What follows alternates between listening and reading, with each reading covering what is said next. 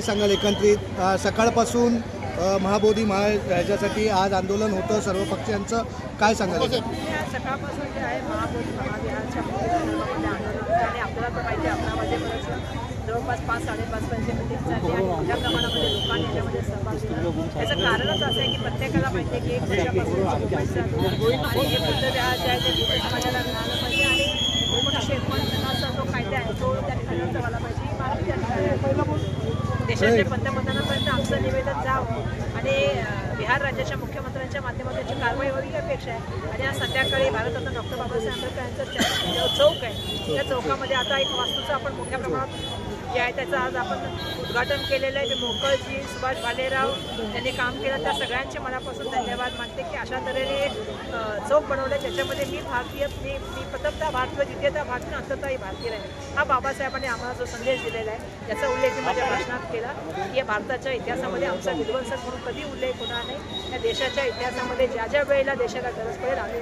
राहू, देशाच्या बरोबरच फक्त राहणार नाही तर आम्ही देशाला जे आहे ते या ठिकाणी पुढे घेऊन जाण्यासाठी मदत करू। तथागतांचा धम्म सांगतो जगा आणि इतरांना जगायला मदत करा। ज्यावेळी सगळे सांगतात की जगा आणि जगू द्या, पण आमचा धम्म सांगतो की जगा आणि इतरांना जगायला मदत करा। तर मी अपेक्षा करते प्रज्ञाशील करुणेचा धम्म घेतला, आज धम्मचक्र परिवर्तन दिने त्याच्या शुभेच्छा देते आणि या मार्गावर सातत्याने जाण्याचा आमचा प्रयत्न राहील। आज या वास्तूचं उद्घाटन झालेलं आहे, त्याबद्दल ज्यांनी ज्यांनी मेहनत केली त्या सगळ्यांचे मी मनापासून। मैडम, आज मनुवादी सोच घर से गाँव से निकल के सुप्रीम कोर्ट तक पहुँच गई है, क्या कहना चाहेंगे?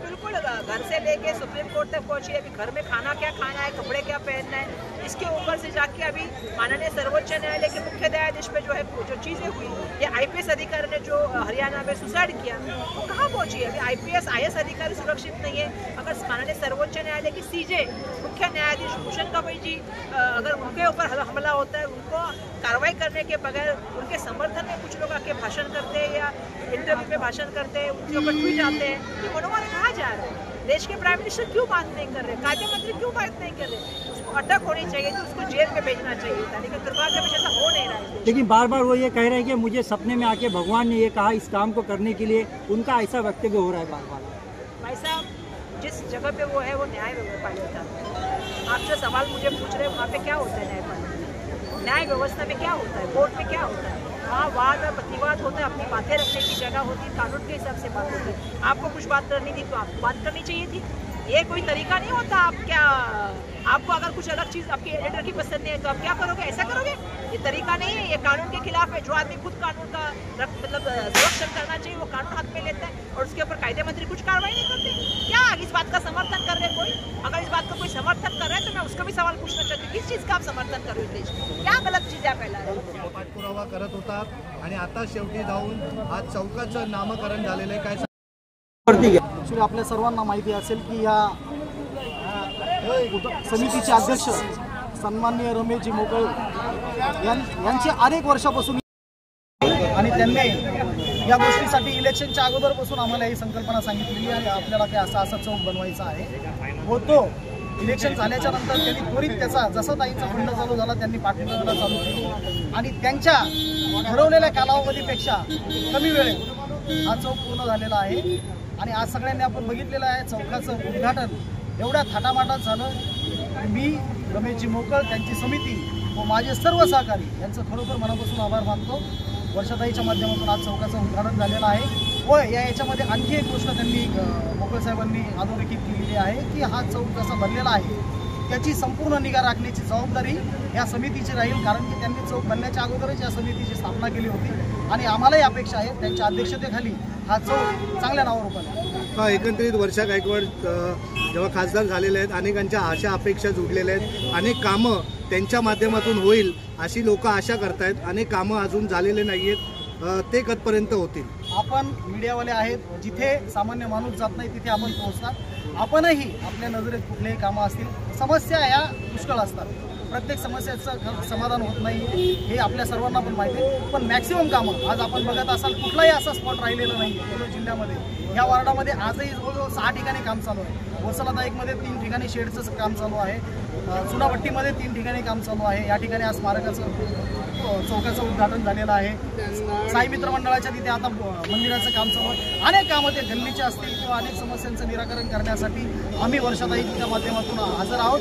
कुठल्या समस्या राहिल्या असतील तर आम्ही आपल्याला पण रिक्वेस्ट करतो की आपण त्या अधोरेखित करावे. सुभाषजी, अनेक लोकांची तक्रार आहे की कार्यकर्त्यांच्या घरासमोरच अनेक कामं होतात, कार्यकर्त्यांचे तोंड बघून कामं केले जातात, असंही लोकांचा आरोप आहे. नाही असेलही. मी तुम्हाला त्यासाठी सांगितलं की लोकांचा होऊ शकतो, कारण की कसं असतं प्रत्येक ठिकाणी खासदार पोचू शकत नाही आहे.